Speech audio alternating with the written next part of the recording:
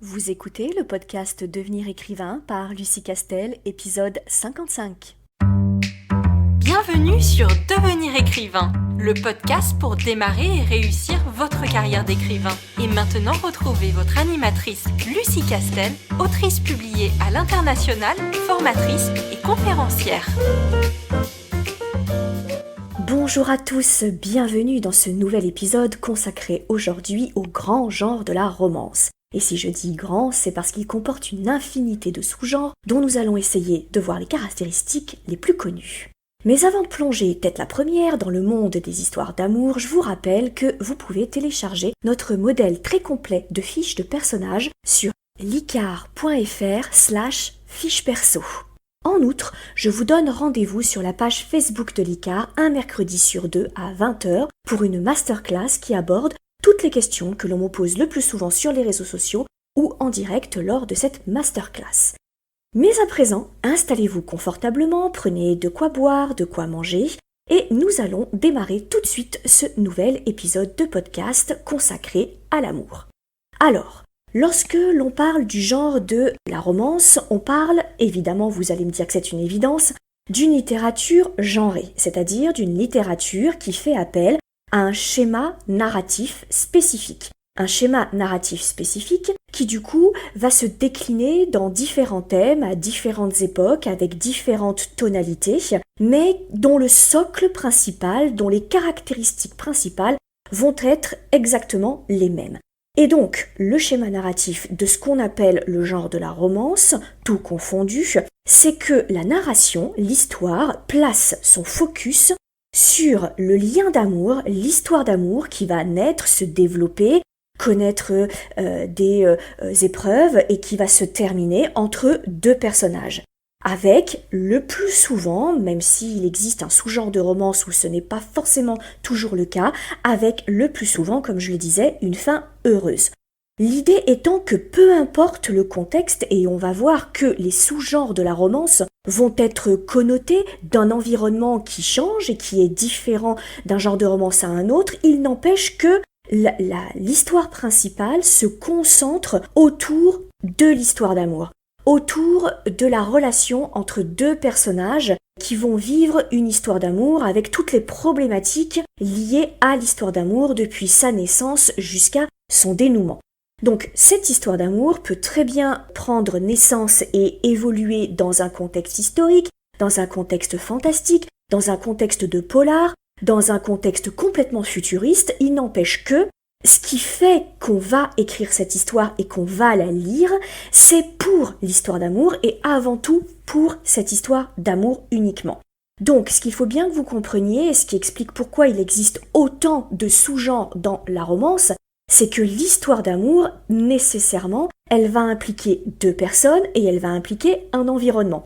Et la sous-catégorisation du genre de la romance dépendra donc de ces deux personnages, de leur nature, d'où ils viennent, ce qu'ils font, et aussi bien évidemment de l'environnement, c'est-à-dire du lieu, du temps, de l'espace dans lequel va s'insérer l'histoire d'amour. Et c'est la raison pour laquelle, évidemment, il existe autant de sous-genres de romance. Donc, lorsque on me pose souvent cette question, à savoir, oui, mais moi, il y aura une histoire d'amour, mais il s'avère que ça se passe dans un environnement steampunk. Du coup, qu'est-ce que c'est mon genre? Est-ce que c'est du steampunk ou est-ce que c'est de la romance? Je réponds toujours la même chose. Lorsque vous écrivez l'histoire, lorsque vous avez réfléchi à votre intention littéraire, à la raison pour laquelle vous écriviez cette histoire, et aucune autre, c'était quoi? Quel était votre objectif? Raconter une extraordinaire histoire d'amour entre deux personnages ou raconter une aventure qui est connotée steampunk? Si votre réponse, c'est que c'est une aventure épique qui va plonger le lecteur dans un univers de steampunk avec tous les archétypes liés à l'univers steampunk et que, accessoirement, au cours de cette aventure se noue une histoire d'amour entre deux personnages principaux, alors, à ce moment-là, vous êtes dans le genre steampunk. Et dans le genre steampunk, il s'avère que vos personnages principaux vont vivre une histoire d'amour. Maintenant, si très concrètement, on n'en a un peu rien à faire si ça se passe à une époque et dans un univers qui ressemble à du steampunk. Très clairement, si ça, c'est l'accessoire. si c'est en gros l'écrin, mais que ce qui est vraiment important, c'est le bijou qu'il y a dans cet écrin, et ce bijou-là, c'est une histoire d'amour. Si en réalité ce que vous avez vous dans votre tête, c'est surtout une histoire d'amour extraordinaire entre deux personnages, et il s'avère que cette histoire d'amour, elle prend appui dans un environnement de steampunk. Alors, à ce moment-là, c'est la romance. Votre genre fort, votre genre majeur est la romance. Il faut bien que vous compreniez, je l'ai déjà dit à plusieurs reprises, lorsque on parle et on aborde les codes d'un genre, c'est qu'il n'existe pas de genre pur. Pour la simple et bonne raison que votre histoire, elle est riche. Votre histoire, elle a des personnages, elle a des rebondissements, elle a aussi des némésis, elle a des héros, elle a des personnages secondaires, elle a des aventures, elle a tout un tas de scènes qui s'imbriquent les unes dans les autres, et évidemment que ces scènes-là, elles font appel à des environnements qui sont de nature complètement différente. Donc vous pouvez avoir du suspense, vous pouvez avoir un drame, vous pouvez avoir de la magie, vous pouvez avoir des anticipations futuristes, vous pouvez avoir une problématique scientifique autour de l'histoire d'amour, autour de l'histoire de la vengeance, autour de l'énigme, etc., etc. Si bien que vous n'avez aucun genre pur. Nécessairement, comme votre histoire est riche, elle va mélanger différents codes. Donc la question que vous devez vous poser, c'est pas dans quel genre pur est-ce que je me place à l'exclusion de tous les autres genres, mais quelle est mon histoire phare, quelle est mon histoire A, quelle est l'histoire sans laquelle finalement je n'ai pas du tout envie d'écrire le roman, et surtout le lecteur n'aura pas du tout envie de lire le livre. C'est la raison d'être de votre narration, la raison d'être de votre livre, et c'est la question que vous devez vous poser. Quelle est la raison d'être de mon roman? Et si cette raison d'être, c'est la formidable histoire d'amour qui se crée, qui se noue, qui lutte, qui souffre et qui finit bien, si c'est ça le cœur de votre narration, alors c'est une romance. Mais nous allons voir que selon l'environnement dans lequel elle se place, eh bien, cette romance va prendre des appellations de sous-genres de romance un petit peu différentes. Alors, on pourrait, si je schématise, encore une fois, ce que je vais faire est un peu une image caricaturée des genres, des sous-genres de la romance. Très clairement, on peut faire en gros deux grandes catégories dans la romance. Vous avez les genres, les sous-genres de la romance qui tournent très clairement autour de l'idée de l'histoire d'amour, à 100% sur cette histoire d'amour, et tout ce qui est fait, tout ce qui est mis en place dans votre narration, c'est pour mettre en avant, pour développer, pour décortiquer le lien d'amour entre deux personnages.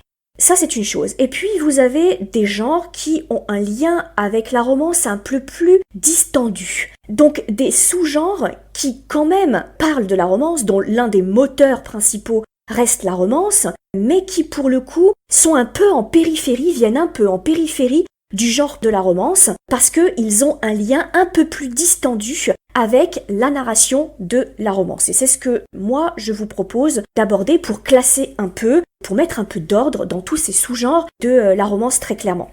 Alors, tout d'abord, bien qu'encore une fois, le but de ce podcast, c'est pas du tout d'avoir une liste très exhaustive des sous-genres de la romance, pour la simple et bonne raison que vous avez en plus des appellations utilisées par certaines maisons d'édition ou par certains lecteurs qui ne sont pas à proprement parler des sous-genres, mais qui simplement indiquent une couleur spécifique de l'histoire d'amour. En gros, si vous avez une histoire d'amour qui prend place dans un milieu professionnel spécifique, ou qui décide d'étudier des ressorts d'un amour interdit, ou d'un amour au travail, ou d'un amour de vacances, vous avez des appellations qui sont des appellations marketing, et qui par exemple vont vous dire, voilà, pour une romance qui se place plutôt dans un contexte de vacances, et ce sont des love stories de vacances. Si ce sont des histoires qui portent sur le lieu de travail, c'est des romances typées relations de travail. Si ce sont des romances qui parlent plutôt d'histoires d'amour un peu interdites, qui flirtent un peu avec les concepts de morale et d'éthique, alors ce sera des romances interdites. Voilà. Donc tout ça, je ne vais pas trop m'appesantir dessus parce que ce sont vraiment des connotations très marketing qui sont très très très très spécifiques. Bon, vraiment des niches de niches de niches. Moi, je vais m'attacher à des sous-genres, mais des sous-genres qui sont quand même très importants et les plus courants, les plus connus. Et très clairement, les maisons d'édition vont publier ce type de sous-genre, mais indépendamment du fait que ça se place dans le milieu et dans le contexte du travail, ou dans le contexte de l'histoire de vacances ou de la Saint-Valentin, ou quand il s'agit d'une romance où on se déteste au début et puis après on apprend à se connaître et on en tombe amoureux, etc., etc. Bref, les maisons d'édition la plupart du temps, là, elles vont pas autant dans le détail et elles publient des sous-genres un peu plus globaux. Donc, pour ce qui est des différents genres de la romance, je vais vous parler de celui peut-être le plus connu, celui dont on parle le plus souvent, c'est la romance dite contemporaine. Alors là, la romance contemporaine, c'est une romance dont l'environnement est connoté historiquement. C'est-à-dire qu'elle se place dans un contexte de temps, dans une ligne du temps, et le fait de la placer dans un contexte temporel va la connoter contemporaine. Alors traditionnellement, l'histoire d'amour, elle doit prendre place au minimum après la Seconde Guerre mondiale. En fait, sur la frise du temps, si c'est avant la Seconde Guerre mondiale, ce ne sera plus considéré comme de la romance contemporaine, et si c'est après la Seconde Guerre mondiale, ce sera considéré par les maisons d'édition comme une romance contemporaine. C'est une définition qui est extrêmement figée et assez limitative parce que si on regarde un peu le marché sur la romance contemporaine, il s'avère que, en réalité, la romance contemporaine, elle se situe dans l'environnement spatial et temporel de l'auteur. C'est-à-dire, si vous écrivez votre romance en 2020, alors elle sera en 2020. Si vous avez écrit votre romance en 1989, vous l'avez écrit, vos héros prennent place en 1989. Donc en réalité, si on regarde ce qui sort et qui est classé en romance contemporaine, on parle de romance contemporaine simplement que cette romance, l'histoire d'amour, elle prend place à l'époque à laquelle l'auteur décide d'écrire son roman. Voilà pour ce qui est de la romance contemporaine. Alors évidemment, vous l'aurez compris, la problématique de cette romance typée contemporaine, c'est qu'elle vieillit très vite. Et elle peut vieillir assez mal parce que elle répond beaucoup à des phénomènes de société, des phénomènes de mode. C'est-à-dire que très clairement, les histoires d'amour qui faisaient rêver dans les années 80, ce ne sont plus du tout les histoires d'amour qui font rêver en 2020. Alors je vais vous donner un exemple assez vrai et assez révélateur pour le coup.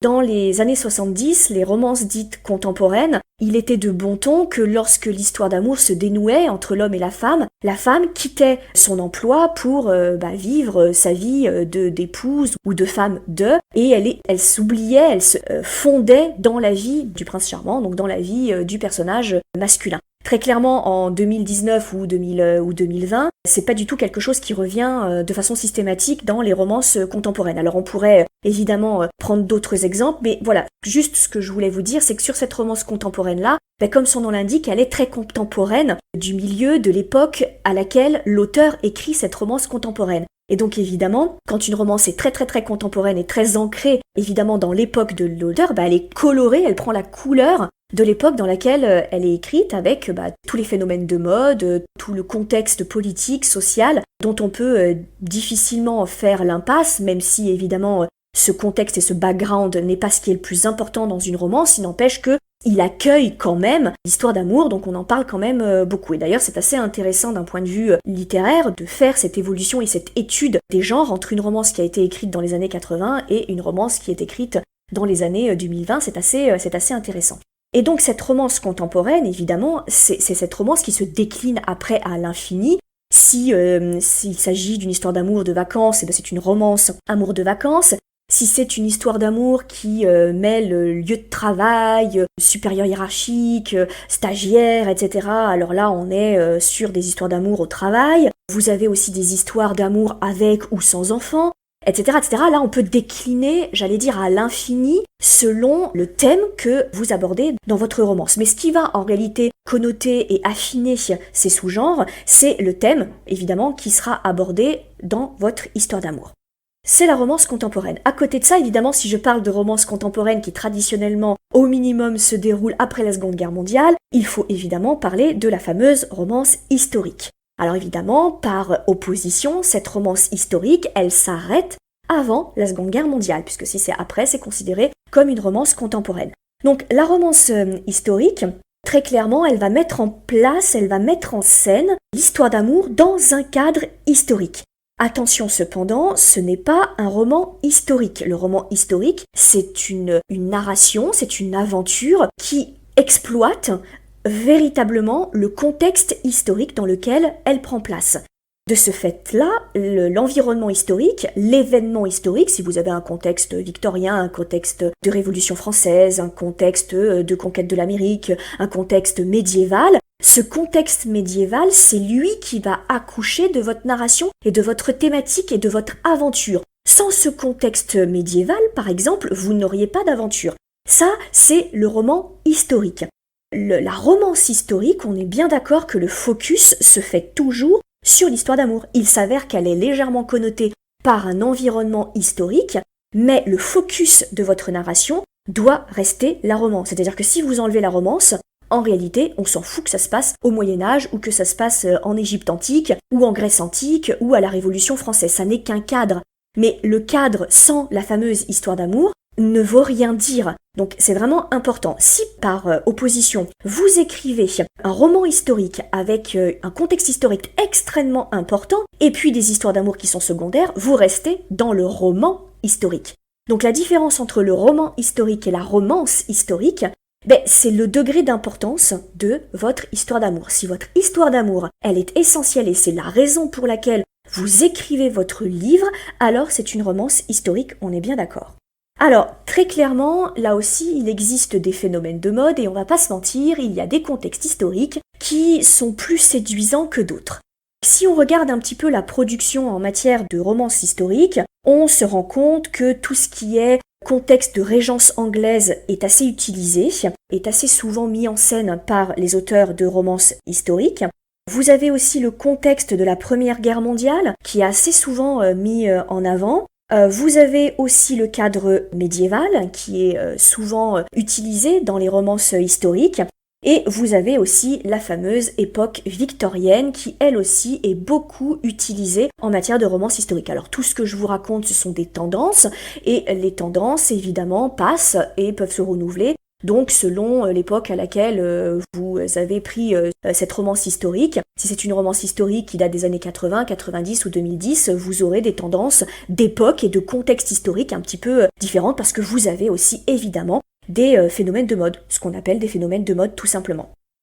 Alors, à côté de ces deux types de romances, qui clairement peuvent avoir comme point commun que même si ce sont des fictions, on est d'accord, elles prennent appui sur la réalité. C'est-à-dire que même si c'est une romance historique, on essaye de faire style, ça aurait pu se produire comme ça dans une époque victorienne, à l'époque de la Régence anglaise, ou à l'époque de la Révolution française. Même si, évidemment, ce n'est pas un roman historique qui demande à ce que les faits soient très vrais, tout au moins qu'ils soient vraisemblables. Maintenant, le genre que je vais aborder se détache complètement de la réalité. Et c'est ce que j'appelle le grand sous-genre de la romance paranormale. C'est un sous-genre, clairement, qui prend appui sur un contexte de fantaisie, fantastique, horreur. On a regroupé tout ça sur la romance paranormale. En gros, et si je veux caricaturer un peu, ici, notre histoire d'amour, elle mêle en général un couple mixte, c'est-à-dire un couple où à l'intérieur, vous avez un être humain et vous avez généralement une créature qui est une créature de fantaisie, fantastique, selon qu'elle fait plus ou moins peur et selon qu'on y croit plus ou moins. Vous savez, c'est la fameuse interrogation et distinction entre ce qui est du ressort du fantastique et ce qui est du ressort de la fantaisie. Ce que vous avez aussi souvent, c'est que l'un des deux protagonistes, le plus souvent il s'agit de la jeune femme, se découvre en cours de route, elle croit qu'elle est normale, et puis en cours de route, elle se découvre des pouvoirs extraordinaires, des pouvoirs fantastiques. Donc c'est souvent ce type de roman. On est d'accord que là, une fois de plus, nous sommes face à un mélange de deux grands genres. Nous avons le grand genre de la romance et nous avons le grand genre de la fantaisie, du merveilleux, du fantastique, voire même de l'horreur. Et du coup, ce sont deux grands genres. Ce qui fait qu'ils peuvent se mélanger, c'est que vous en avez un sur les deux qui va prendre le plat sur l'autre. Et c'est toujours la même chose. Si votre narration, votre aventure, elle ne pourrait exister en dehors d'un contexte de fantaisie ou un contexte fantastique, alors vous êtes dans un roman de fantaisie ou un roman fantastique, avec à l'intérieur, en histoire secondaire, évidemment une histoire d'amour. Par contre, si encore une fois, le but premier de votre écriture, votre intention littéraire, c'est de décrire la problématique d'une histoire d'amour entre deux créatures paranormales ou avec du paranormal ou avec une mythologie singulière, alors vous êtes dans de la romance paranormale. Encore une fois, tout est une histoire de dosage. Si c'est votre histoire d'amour qui est le cœur de votre narration, c'est une romance et vous la connotez. Si, en revanche, c'est l'environnement qui est le plus important et c'est lui qui va générer l'aventure, qui n'est pas forcément qu'une histoire d'amour, alors là, vous êtes dans le genre annexe de fantaisie, de fantastique, etc., etc. En général, le couple est mixte. Je vais vous donner des grandes tendances, celles que l'on voit le plus souvent, mais encore une fois, c'est une affaire de mode.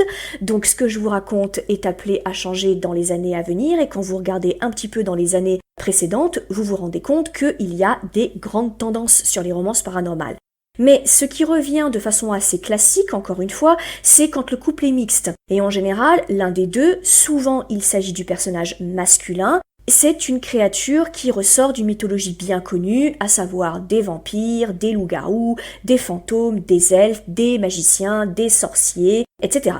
Et donc, vous avez ce couple mixte, et celui qui n'est évidemment pas la créature fantastique, eh bien, en tombant amoureux ou amoureuse de la créature fantastique, va se retrouver plongé au cœur de ce contexte féerique, fantastique, fantaisie, d'horreur, etc., selon évidemment le degré de peur et d'angoisse que vous distillez tout au long de votre roman. La romance paranormale, elle peut aussi, mais un petit peu moins souvent, encore que, elle peut aussi mettre en avant les voyages dans le temps. Dans ces cas-là, nous sommes toujours dans de la romance paranormale parce que, encore, pour l'instant en tout cas, le voyage dans le temps est une chose qui ne se réalise pas. Donc c'est de la romance paranormale. Vous avez évidemment toutes les romances qui prennent place dans un contexte résolument magique, c'est-à-dire que là on est vraiment dans un monde parallèle où la magie prédomine, et on est encore dans la romance paranormale. Alors évidemment, tout comme la romance contemporaine, cette romance paranormale va se connoter selon le thème de votre histoire d'amour. Si c'est par exemple une histoire d'amour autour des vampires, et bien du coup votre romance paranormale, elle sera typée vampire. Si par exemple votre romance paranormale, elle aborde la question des voyages dans le temps, ce sera des time travel, des romances time travel, etc., etc. Vous pouvez aussi avoir, c'est un peu moins tendance, mais vous pouvez aussi avoir des romances paranormales qui, en réalité, prennent place dans un futur très très très très lointain. Et dans ces cas-là, nous sommes toujours dans la romance paranormale parce qu'il existe une règle en matière de genre littéraire qui est que lorsque vous écrivez dans un genre très futuriste, alors la frontière entre la science et la réalité et la magie est complètement floutée. Parce que comme vous vous trouvez dans un contexte futuriste vraiment très éloigné, tout ce que vous allez anticiper est forcément et ressort forcément à l'heure actuelle de la magie, puisque c'est encore à l'heure actuelle totalement impossible avec les lois de la physique qui sont les nôtres, même si on anticipe beaucoup. Donc c'est la raison pour laquelle quand vous écrivez dans un futur très éloigné, donc je ne parle pas des romans d'anticipation à l'échelle de 10, 20, 30 ans, mais dans des futurs très très éloignés, il n'y a pas beaucoup de différence entre la science-fiction et la fantasy. Voilà pour ce qui est de la romance paranormale, qui est un très très grand genre aussi de romance. Autre type de genre de romance que je vais aborder, c'est ce qu'on appelle la romance policière. Et là aussi, le fait que j'appelle ça romance policière ne vous étonnera pas de savoir qu'elle mélange deux grands genres, je dirais, monstrueux en termes de production de romans, à savoir le genre de la romance et le genre du policier. C'est ce qu'on appelle le suspense romantique aussi. Là, pour le coup, c'est très subtil parce que le contexte, puisqu'encore une fois, ce qui connote une romance, ce n'est pas le thème principal abordé, puisque le thème principal abordé, c'est la romance. Mais le contexte ici est un contexte d'énigme, est un contexte de suspense. Vous avez un mystère qu'il va falloir résoudre. Par exemple, vous avez votre couple qui se rencontre à la suite d'un meurtre ou à la suite d'un mystère, et leur histoire d'amour va donc se nourrir de ce mystère. Attention, encore une fois, ce qui fait la différence entre les deux grands genres et qui fera que vous serez soit en polar, soit en romance policière, c'est l'importance de votre romance dans votre narration. Si ce qui est véritablement important, c'est la résolution du mystère, vous êtes en polar. Si ce qui est véritablement important dans votre narration, c'est l'histoire d'amour, et que cette histoire d'amour, elle se nourrit simplement d'un mystère, alors vous êtes en romance policière. Alors, autre type de genre, peut-être un peu plus confidentiel, je dirais un sous-genre de romance un petit peu plus de niche. Il s'agit de la romance érotique. Alors la romance érotique, on est toujours dans de l'histoire d'amour, mais qu'est-ce qui caractérise ce sous-genre de la romance ? C'est que on mélange encore une fois le genre roman érotique et le genre de romance. Ici, ce qui caractérise ce sous-genre, c'est que vous avez un contenu sexuel explicite. et vous avez des moments passionnés, très nombreux, qui sont distillés tout au long de votre roman.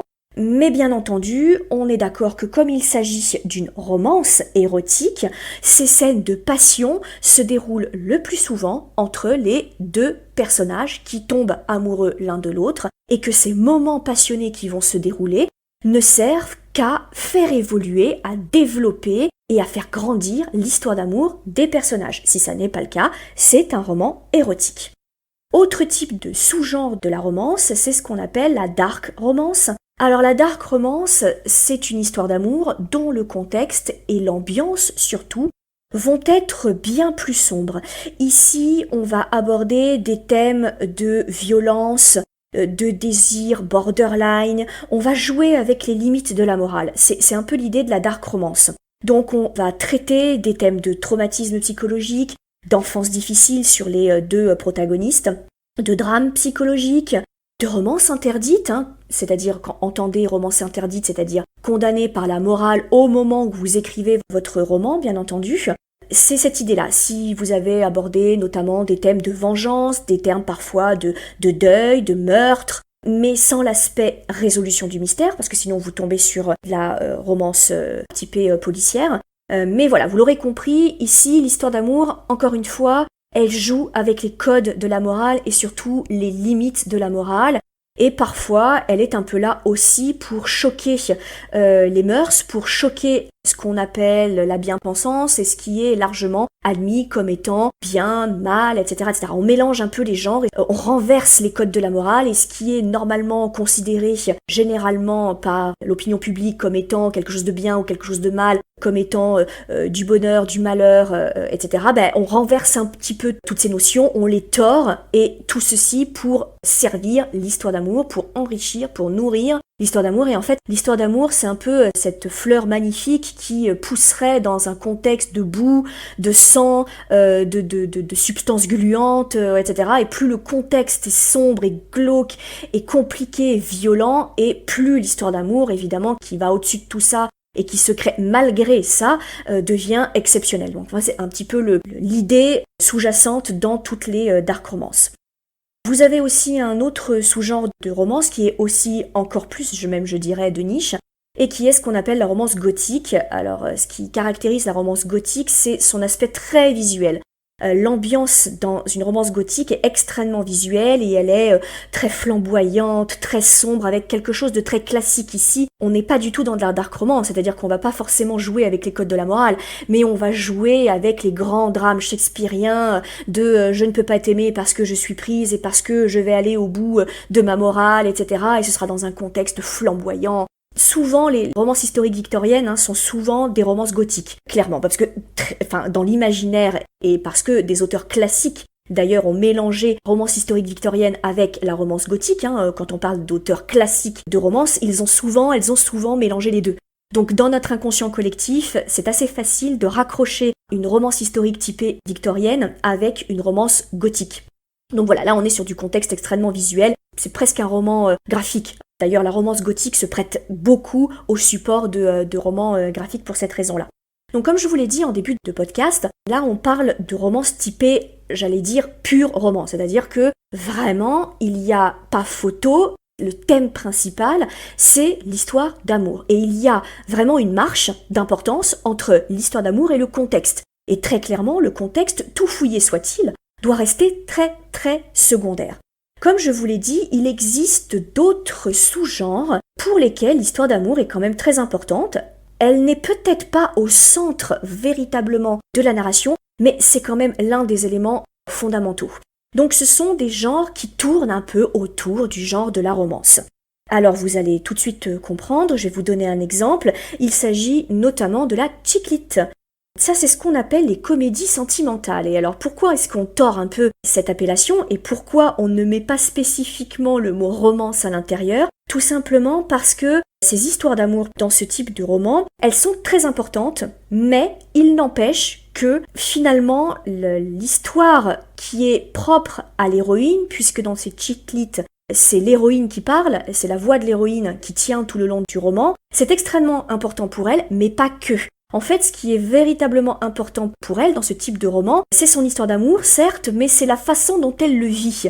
Et elle va prendre de la distance avec cette histoire d'amour, tout comme elle va prendre de la distance avec sa vie, plus généralement, et par sa nature de femme, dans un contexte professionnel, dans un contexte social, dans un contexte historique, etc.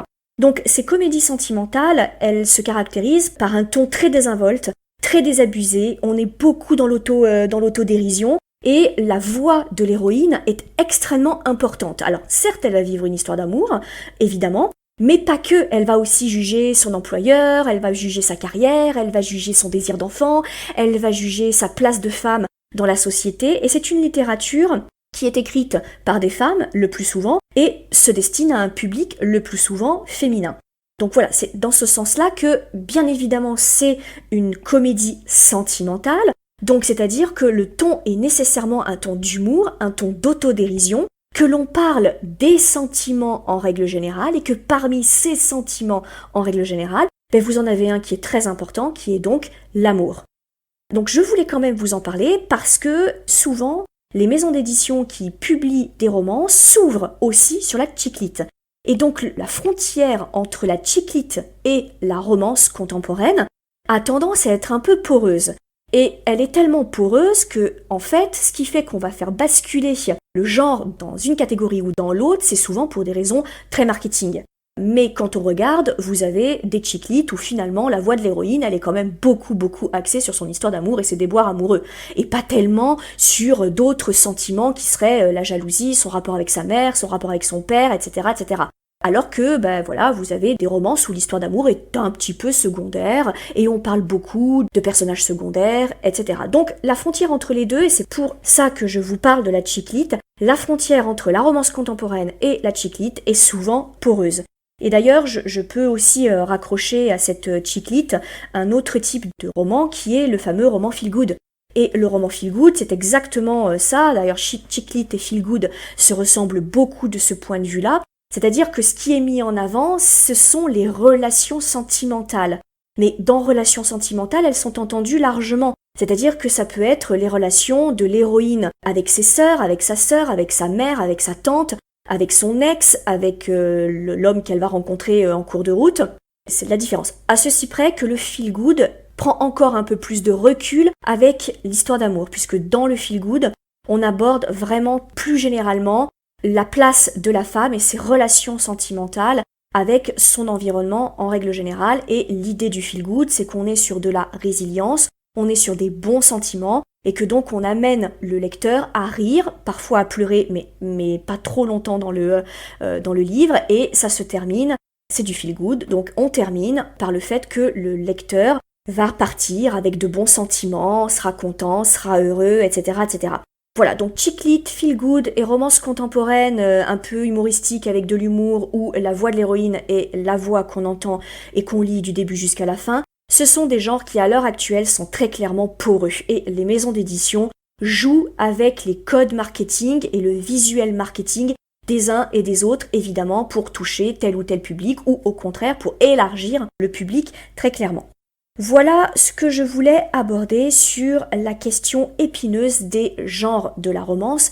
Comme je vous l'ai dit en début de ce podcast, il n'a pas pour objet d'être particulièrement exhaustif pour la simple et bonne raison que sinon on en aurait pour 3 heures, mais c'était simplement pour vous donner une première vision de cette espèce de cartographie très complexe des genres qui composent le grand genre de la romance. Et si vous deviez retenir quelque chose, c'est que l'essentiel étant que vous vous demandiez toujours quel est le but de ma narration. Si la raison pour laquelle j'ai eu envie d'écrire cette histoire, c'est parce que je voulais raconter l'histoire d'amour entre un homme et une femme, entre un homme et un homme, ou entre une femme et une femme, alors vous êtes dans de la romance. Et après, vous la connoterez selon le contexte dans lequel cette histoire d'amour, elle évolue. Et puis, retenez aussi une autre chose, c'est que cette connotation du contexte, elle évolue selon les phénomènes de mode. C'est très important pour vous de prendre du recul par rapport à ces définitions de genre. Évidemment que plusieurs fois, je vous ai dit qu'il y était vraiment important de savoir dans quel grand genre littéraire vous écrivez pour pouvoir pister le meilleur éditeur. Mais évidemment que là on parle de grands genres littéraires, pas de sous-genres. Rappelez-vous toujours que la maison d'édition, elle publie des grands genres et à l'intérieur, elle publie plusieurs sous-genres dans ce grand genre. Donc ce qui est surtout important pour vous, c'est de savoir si vous êtes en train d'écrire un roman historique ou une romance historique. Si vous écrivez un roman de science-fiction ou une romance paranormale, c'est surtout ça, parce qu'évidemment que les maisons d'édition typées science-fiction ne sont pas des maisons d'édition de romance. Et à l'inverse, les maisons d'édition de romance publient la romance paranormale, mais elles ne publient pas forcément de romans de science-fiction. Donc en fait, il faut que vous vous positionnez par rapport à un grand genre littéraire, mais pas forcément par rapport à un sous-genre, parce que, ne nous mentons pas, les sous-genres, c'est aussi un phénomène de mode. Et donc, très régulièrement, on a des sous-genres qui émergent parce que un auteur ou parce qu'une maison d'édition, pour des raisons marketing, a décidé d'appeler telle ou telle mouvance, telle ou telle histoire d'amour, et va lui donner une appellation pour la rendre un peu plus glam, un peu plus sexy. Donc ce qui est surtout important, c'est de faire la différence entre les grands genres littéraires.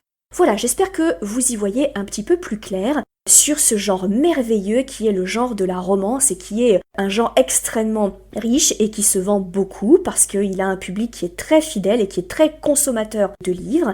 Et j'espère que du coup cela vous donnera envie soit d'en lire, soit d'en écrire.